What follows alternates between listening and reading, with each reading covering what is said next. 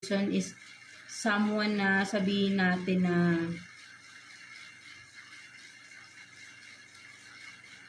a mother figure, father, mother figure, no? Something like that, no? And yeah, no, family member, no, for some of you. Pwedeng sabihin natin kung pwede ring wife mo or kasi family, may anak kayo, no? So maybe someone na may anak kayo or sabihin natin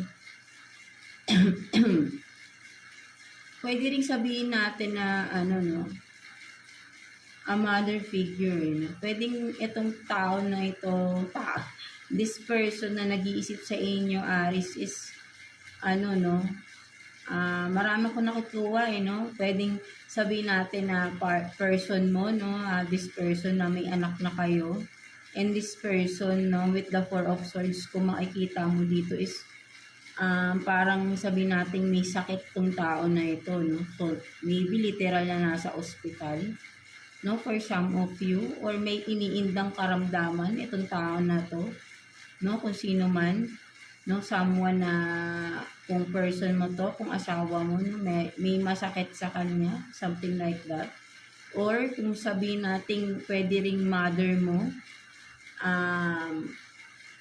may iniindang sakit, no, something like that, no, parang yeah, meron siyang sakit or magkakasakit, no. So just take what's resonate, no, sa inyo mga Aries. So kung sino man to, no, ito yung person na nag-iisip sa inyo, no, isa a mother figure na parang yun nga, no, may masakit or may sakit literally, no, meron siyang sakit, no.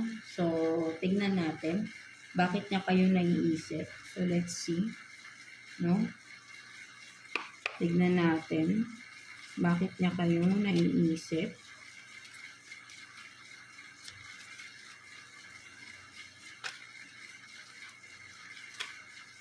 Nagugulo yung cards niyo. Tignan natin bakit niya kayo naiisip.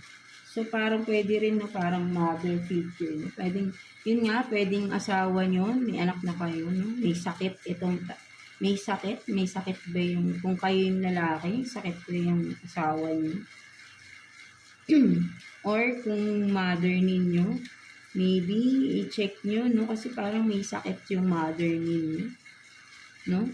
So tignan natin.